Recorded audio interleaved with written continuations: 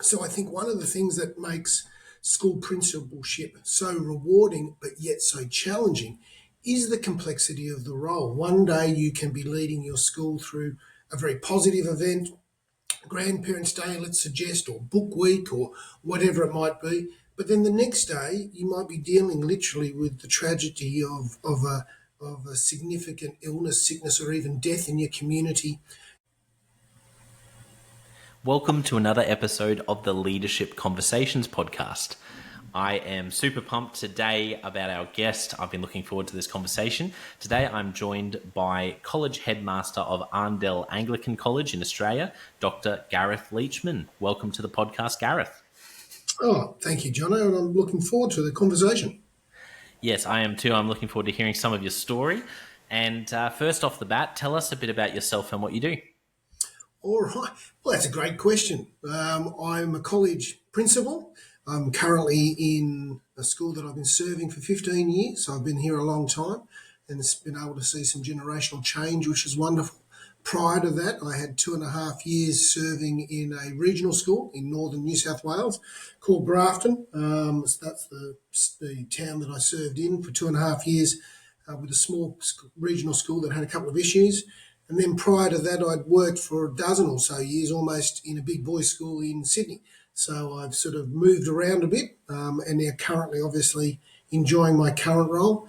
And also too, in terms of service and outward looking, I also serve the association or the Independent Schools Association here in Australia as their current chair, which is a wonderful honour and responsibility. So I'm in a very good spot at the moment.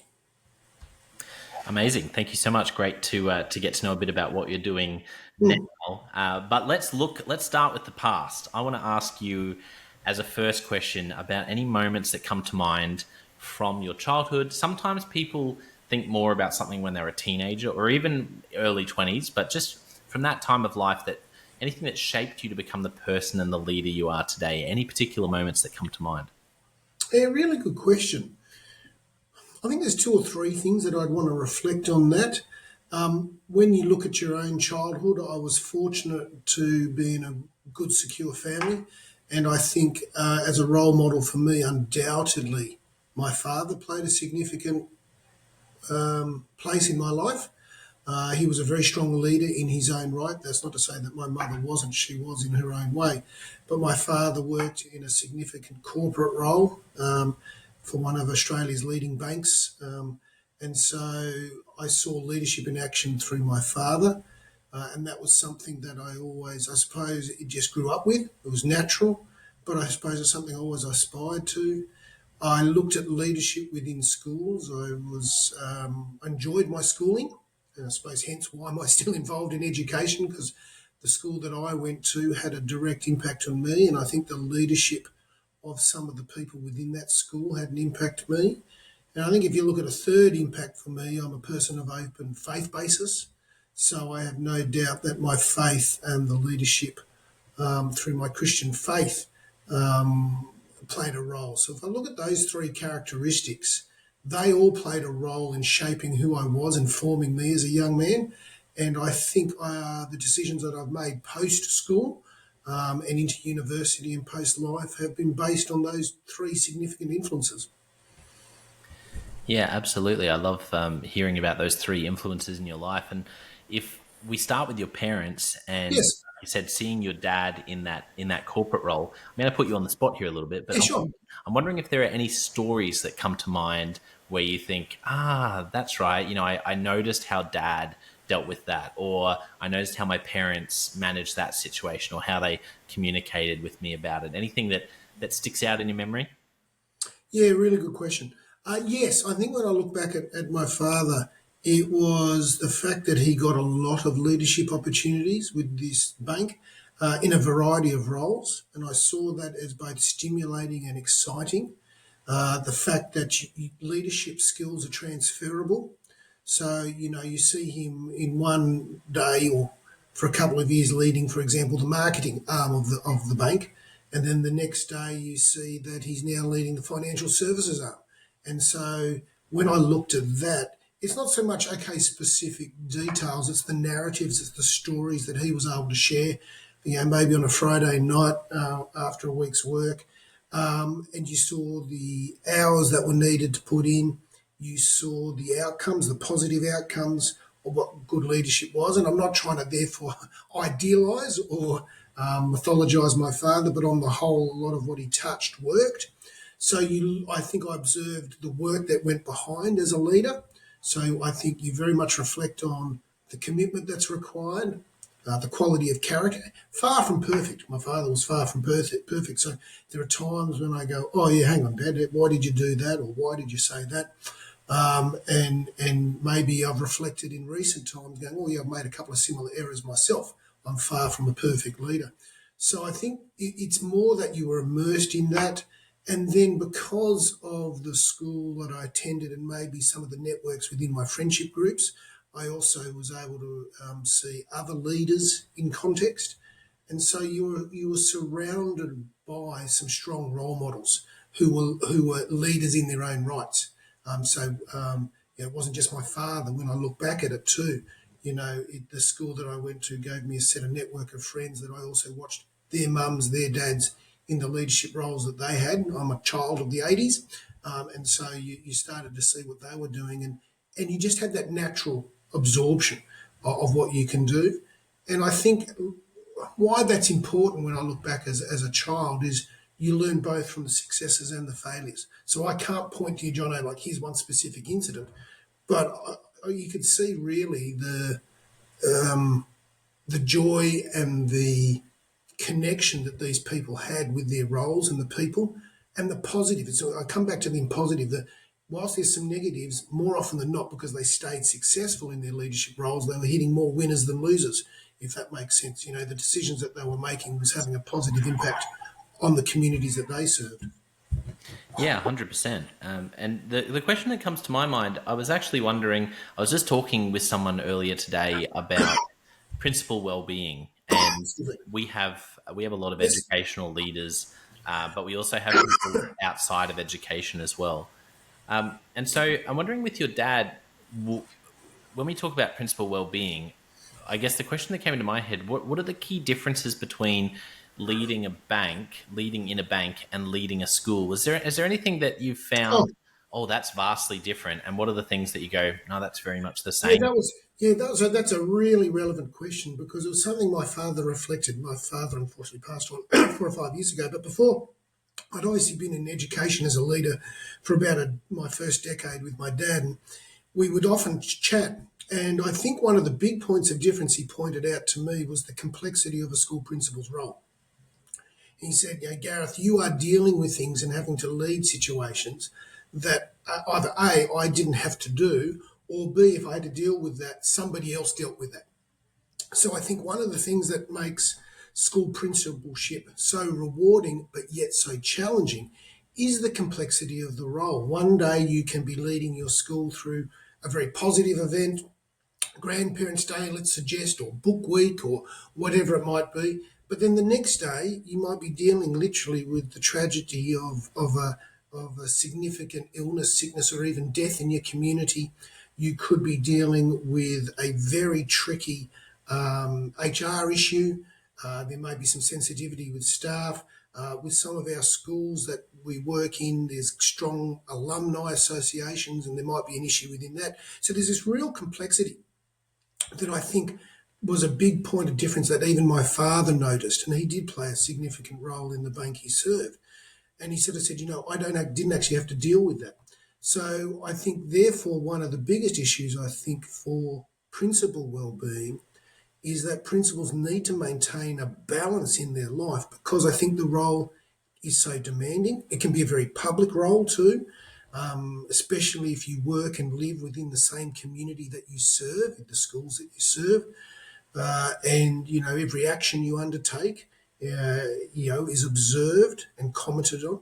So principal well-being, you've got to make sure, and that's something I've learned after about 17 years, and that would something I'm very happy to share with your listeners, is make sure you've got those things that ignite you, rejuvenate you.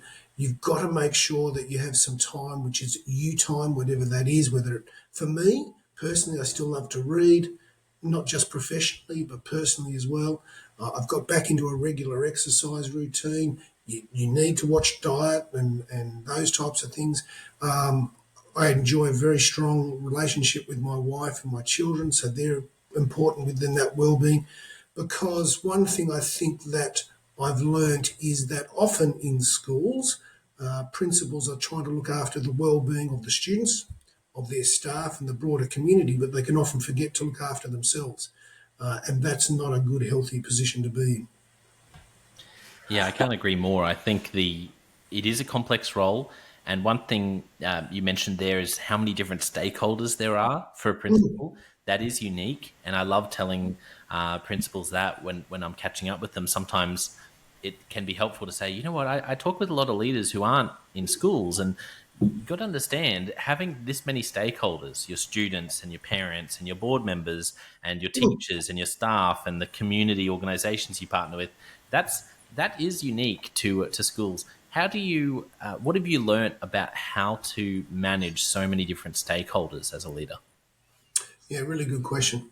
I think there's two or three points again that I just want to make here. One of the things that has really become apparent to me probably over the last 3 or 4 years, especially during that pandemic time, is the importance of having a really good team around you. So I think before we started our conversation, John, I was just talking to you about one of the joys I've got at the moment is I really do have what I think is a very good executive team.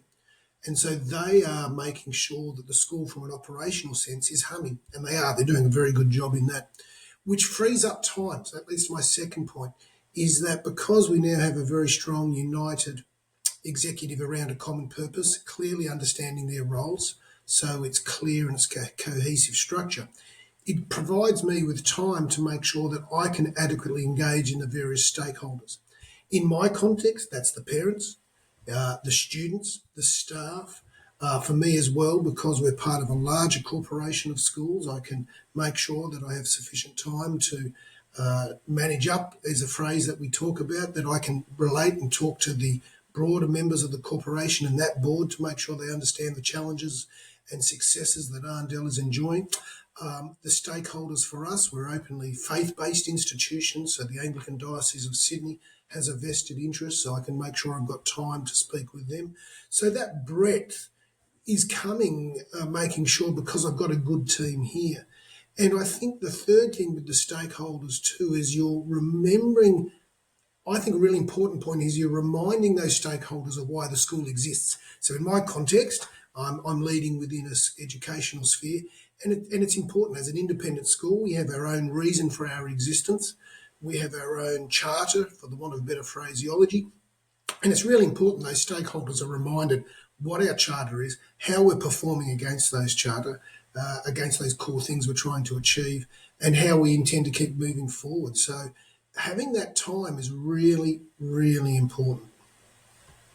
Yeah, I like that. I think you're right. I think it wouldn't be a natural link. The first thing you'd think of how to manage your stakeholders, where you got to have a great team. But you're right, because if you feel like your team is struggling, or you're having to spend a lot of time in there, working or fixing things with your team, or fixing things that they are struggling with, that's often the time that you're then sacrificing from investing in those stakeholders. So Yeah, correct. And that has, and sorry to interrupt, Johnny, but that has ripple effects, because as soon as you stop involving the stakeholders or remaining them connected and unified, issues often can occur. yeah, absolutely. I like that. Okay, let me throw this one at you because it popped into my head while you were just answering that.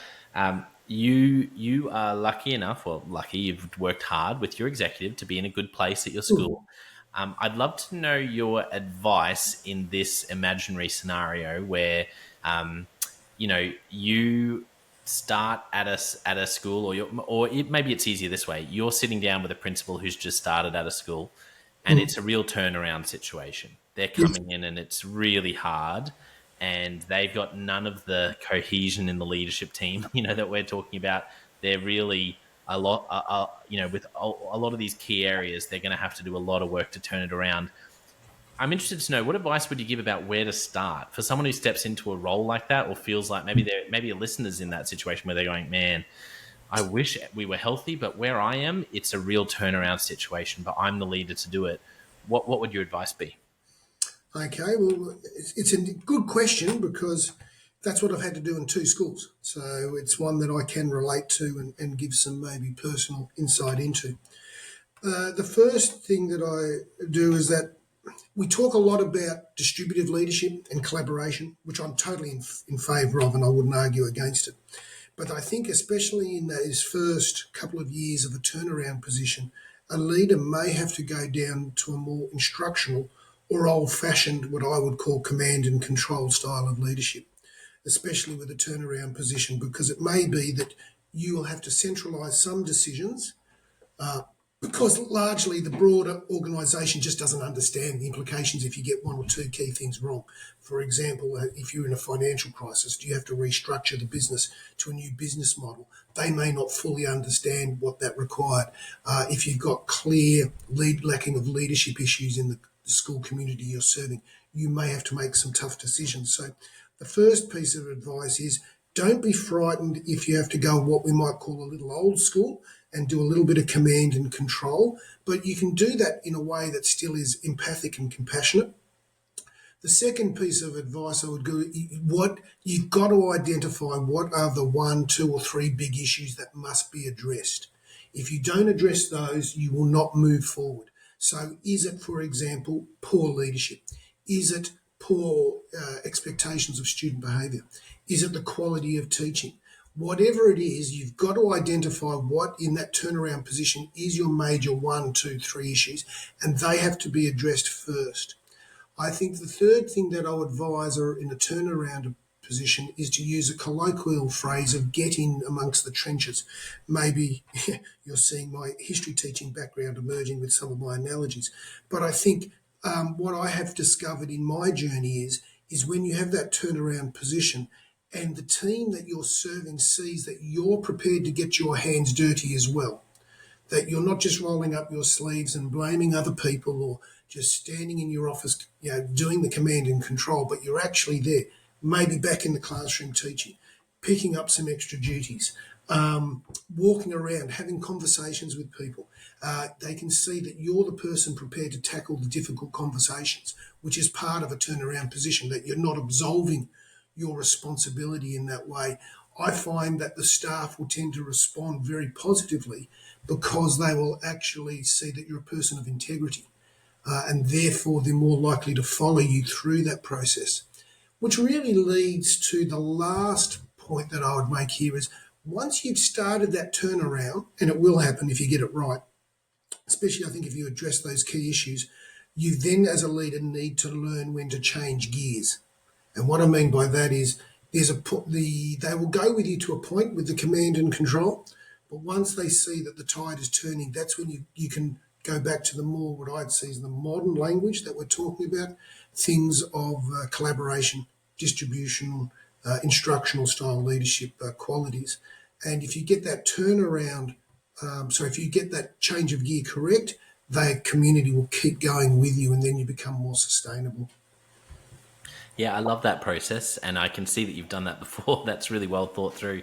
How clearly do you communicate what you're doing with your people? Is that something where Oh, very you would, important. you would say right now we need to be doing it this way because we're needing to address this, and Yes. would you communicate the change of gears too? Hey, I feel like we're going in a good direction. I really want to like it, or is that something that's more happening in your head? No, I think you've got to be very clear. The two things I'd say there is firstly, yes, I was very clear and direct. And at sometimes I think some staff found that not confrontational, but they found it, oh, okay, hang on, what's going on here?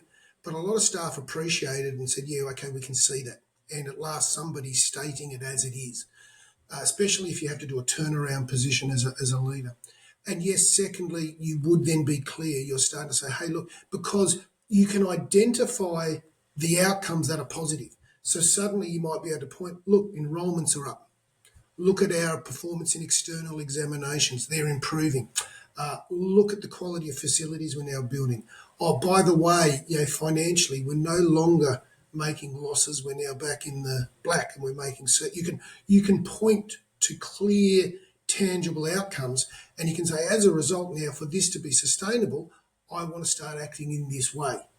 And we now need, because it will take some adjustment, because some of them will still like to revert to, oh, we like the command and control.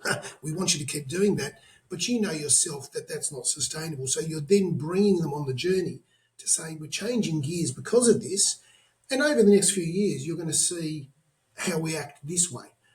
Maybe we're going to start doing some more staff surveys and engaging. We're going to be opening up some new leadership positions, which is about distributing authority across the organisation. Because one of the things that normally with a turnaround position is your organisation or entity, whatever word you would like, will start to expand and grow. And I think it becomes much harder for a leader to remain in a command and control or micromanagement situation as an entity grows. It's all right when it's a bit smaller and a bit more intimate, but as you start to get those exponential byproducts of growth, you've got to start distributing. You've got to start being more collaborative. You've got to start developing your teams. Otherwise, the entity will not work in a larger form. Yeah, I see that as a challenge for so many leaders that, it's that idea that what made you successful. And I think with a lot of educational leaders, I become successful as the director of teaching and learning by operating in a certain way and being the go-to person. I get a lot of work done, but a lot of my work is a type of work. Now I step into a principal role. Suddenly my work is completely different. I think people realize that, but I love what you're saying, which is actually then you need to be able to change gears as a leader and realize, I love Brene Brown. I love vulnerability. I'm a big believer in leadership and vulnerability. But I can imagine a leader who's read everything Brene Brown, who's so positive about wanting to be, an empathetic leader and wanting to be vulnerable. They come into a turnaround situation. And I think what they need to know is that, when you are weeks away or months away from running out of money as an organization or accreditation is being challenged, you have things that are non-negotiables to get right. And that's actually your charter as a leader, is to fix that. And in order to do that, I like what you're saying. It might be about running a command and control, picking the key things. We have to fix this, get a win on the board, fix the non-negotiables, and then know that that's not how it's always going to be. Then we'll change gears. Yeah, and I think that reflection that you've shared is spot on, because in those early days, especially with the turnaround position, you've got to realise as a leader, and I think this is one of the things that, especially in education, I can't comment in the corporate sector because I haven't worked in the corporate sector, but many people go into education because they are highly relational. They love being part of community. They really have a heart that says, I want to see students grow, I want to see staff grow.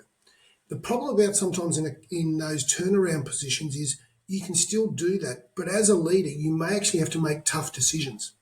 Tough decisions on students who are not meeting behavioural expectations or whatever, staff who are not meeting professional expectations, and it can lead to having tough conversations, which in one sense can be counter to that human characteristic that drew you to education in the first position. And so I think one of the things that early leaders, if they've got to do the turnaround, if you can't be people's friends. You're not there to be their friend. You're there to be the leader. And friendships, mutual respect, mentoring, all of those positive things that come out of education can occur later. And I found that can occur in a really positive way, even more positive once they see that you've earned their respect. And they can say, okay, yeah, wow, you've had to make some tough decisions, but you've done it in a way which is maybe high in integrity, in compassion, in empathy. Yeah, I completely agree. And I think this might sound a little bit controversial, but I think for people who are considering leading or going, you know what, maybe they're in education and they're a classroom teacher and they're going, maybe I would like to be a leader. Or really a leader in any setting where you're managing people, but particularly if you want to become, say, the point leader of an organization. I think it might sound a bit controversial, but you need to be aware that no matter what you do and no matter what your intentions are, even if you do things with as much integrity as possible, you could be walking down the street at some point in your town or city, and you'll Mhm. see someone who, hates your guts Yes, because of some decisions you had to make. yes, And I think for some people they go, "Oh no, well I," and it's like, well, actually, that is the tough pill to swallow in leadership. Is that's not the goal. That's never the goal, but you need to be prepared that there will be people who won't like your decisions. And even when you do everything with the best intentions and you feel like you're acting in integrity, there can be people who end up walking away and not liking you. And that, for some personalities and some people, is one of the hardest things to get their heads around, that I think can hold them back from being a successful leader. yeah, and I think you're right, John, and that's why I think, and just to sort of maybe change gears again a little bit in our conversation, why, as now an experienced leader, I suppose, I'm in my 18th year of school principalship, which is amazing. You sort of look back and you go, hang on, where did that time go? That's why I think when I look back, I had an early experience in one of the schools that I worked in, where I had the opportunity to become an assistant head of department, which was really a first taste of what it was to be a leader. And I found it a really good, useful exercise and benefited because the person I was assigned to assist developed me as a leader to the point where when that person left, I actually took that person's role. And and when I took it on, whilst there were still weaknesses in areas that I could identify, because I'd been developed appropriately, I was actually able to handle a lot of the what the job entailed, which then gave me confidence to start addressing some of my weaknesses. And I think the problem that I see for some leaders, if they go from A to E very quickly and haven't gone through a developmental process, they don't get that taste. So that's something I would encourage maybe your listeners, is where you get the opportunity to spend time to develop leaders. It's something I'm doing here at Arndell. We're looking at lots of ways where we can identify talent, give them an opportunity, a taste of leadership, and see how they go. Because I can tell you now from experience as somebody who's developed leaders, and we now as a school have got a reputation. I mean, we've developed leaders who have gone now to other schools to be deputies and even school principals. We've given a lot of these people a taste, and some of their colleagues have decided through this process, going, actually, Gareth, I now know what a leader has to do, and I don't know if I really want to do that. So their career decisions, all their career decisions have thought, okay, rather than going down the pastoral arm of school leadership, I've realised I want to go down the curriculum, and rather than going down curriculum, I want to do Mm. pastoral. you know. And there's some people who've also said, I'm really glad, and I now know what the type of leader I want to be in a school, because part of it is I now see what you do, Gareth, and I don't want to do that. But do you know what? I really want to be a director of studies, or I really think I'll thrive as a head of wellbeing, or head of department. So I think there's a real onus on leaders like myself in other schools to keep developing that next generation and giving them opportunity, bite-sized opportunities to lead. And then as they do, those bites can become bigger and bigger and bigger. And hopefully, as some of us, which we're starting to see, and I know you've done a podcast on teacher recruitment, I think principal recruitment is going to be the next thing as well over the next 4 to 5 years, where you're going to see a lot of vacancies come up. Are we developing the next set of people who are going to logically fill those gaps? Yeah, and the danger is that if we don't give people a taste and we just try to push people into roles in the next few years, they then burn out or realize it's That's not right. for them, and we don't actually fix the problem. No, and that's exactly right. And what we're doing is making it more complicated. So it's really interesting. I mean, as I said, I benefited from the investment of previous heads of schools who invested in me. I've benefited from active mentoring by some significant people that I respect in the education game, and that has benefited me. And obviously, I'm still involved, and I hopefully will be involved for many years yet, because I still enjoy the job and what it offers. But as I now get to that second half of my career as a principal, you do start to think about legacy, and it's not just about legacy for your school, but I think education more broadly. And And I couldn't agree more, John. We've got to make sure we're investing in that next set of leaders coming through, because if they see that being modelled to them, when it's their opportunity to start investing, they will go, yes, I also need to continue that on. So you get that healthy cycle of renewal going from one generation to the next and so on. Yeah, absolutely. I'm writing my next book at the moment called Replace Yourself, How to Transform Your School Without Overwhelming Your Staff. And it's all about this process of how do we, people often hear the title and think, yeah, succession planning. And it's about saying, well, that's the problem, is that we're only thinking about this for succession planning. Instead, I love what you said about Arndell. We want to build principal factories. We want to have places where you look back in 20 years and you say, wait a second, those 7 school principals all came at one point or another from Arndell. That should be, if we could make that the narrative that was across the board at so many schools, I think we would see it would make a massive difference in these areas. No, I totally agree. Totally agree. Okay, well, I am looking at the time and I'm having so much fun. I'll have to, like I said to you before we started, love to invite you back for part 2, because I didn't even ask you about any aha moments you've had. So we've got so much to cover another time. But I just want to quickly ask you a couple of Leadership Express questions to wrap up. Yeah, sure. No worries. Okay, first one. I can't help but ask this to everyone. It's a great question that Tim Ferriss asked on his podcast. What book have you gifted the most to others? That is a really good question, because I don't think I have. I read widely. What I would say in that space is I encourage my exec and I encourage emerging leaders to keep writing and reading and to keep sharing. Anything, what I would recommend, anything by Michael Fullan, in my opinion, especially there's a great little book called Cohesion. That is one that I definitely shared with my whole exec, because I think it is a well-crafted book, and has a lot in there, even though it's small, has a lot in there about running a successful school. That's a great recommendation. Thank you. What's a recent leadership lesson you've learned for the first time or been reminded of? Never get suckered into an incident that you shouldn't be involved in.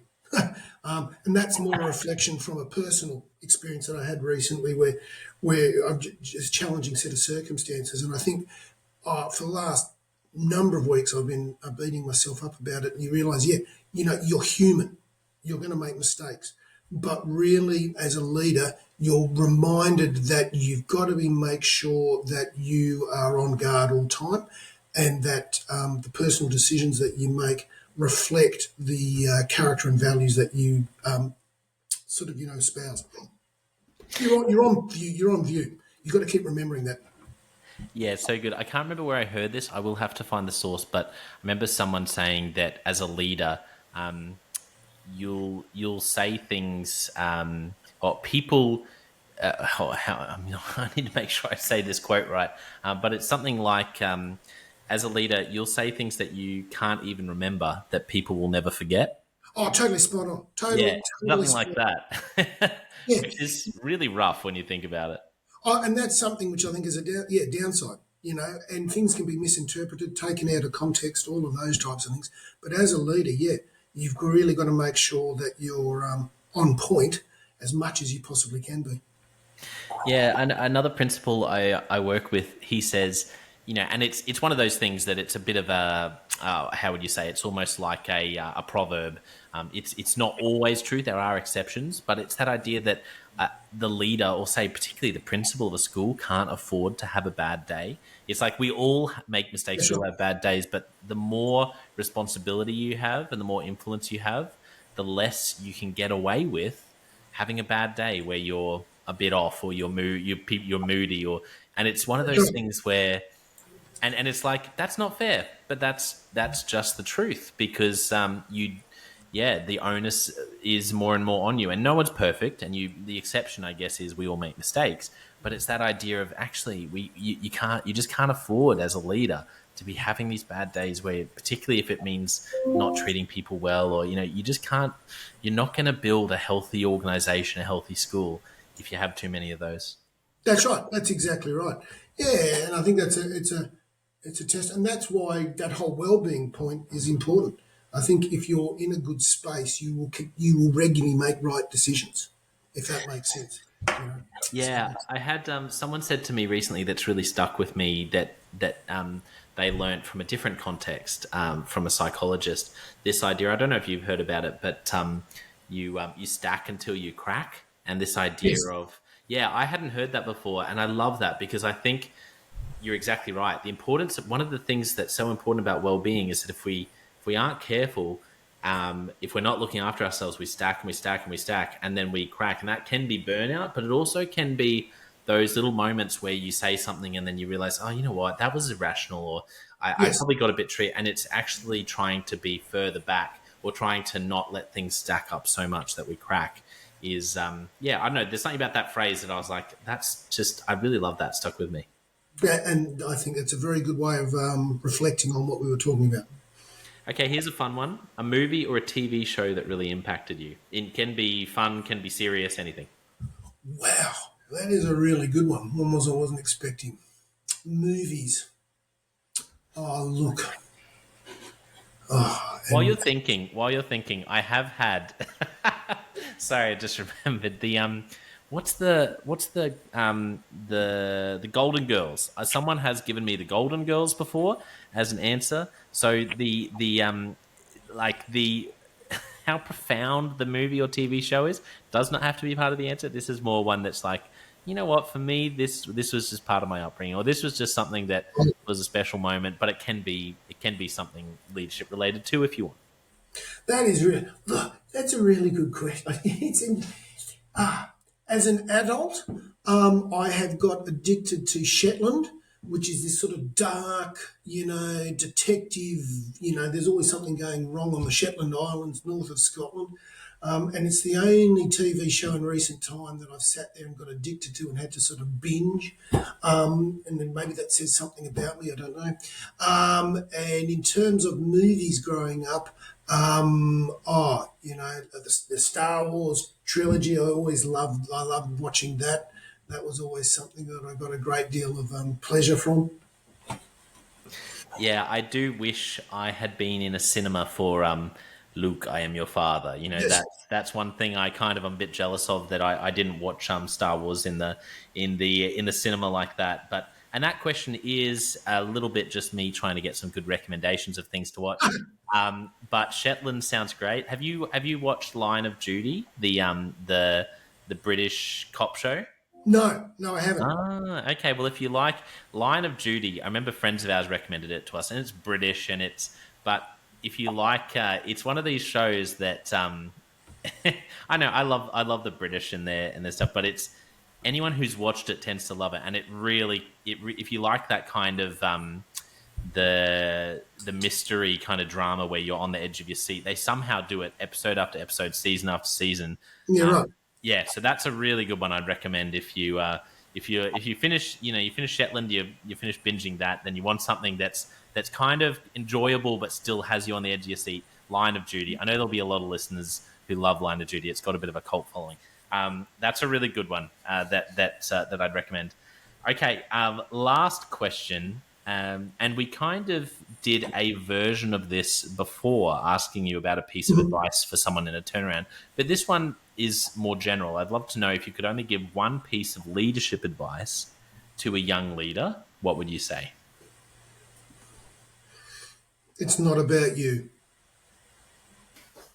If you want me to expand on that statement, the best leaders for me, it's not about you. It's not about the glory or the title or the position or the power. Leaders serve. And so, therefore, if you go into a heart as a young leader about how can I positively impact the lives of those around me, which in our context is not just the students but the staff as well, depending on what type of school you serve, the alumni community, the school council, maybe a faith-based organisation who's connected to the school in some form. It is about them. It's about developing them, growing them, making a positive impact on them. And I think if you go in there with that attitude, you will go far as a leader. Well, what a great note finish on. I want to thank our listeners for tuning in. I always do love picturing someone going for a jog in the UK or on the train ride. We had someone at one of our roundtables from the Dominican Republic this morning, which was lovely. I really do love having people from all around the world connect with us as we have these conversations. So thank you for tuning in. But I want to say a particularly big thank you to you, Gareth, for being just such a great guest. As we could see, I barely got through many of my prepared questions because I was just really intrigued and talking about turnaround leadership and just so much fun and also a highlight. I'm going to go and check out Shetland, which probably wasn't your goal from coming on the podcast, but Shetland and Star Wars, lovely way to finish. But it's so much fun to have you on. Thank you very much for being so generous with your time and sharing some of your story with us. No, my pleasure. All the best.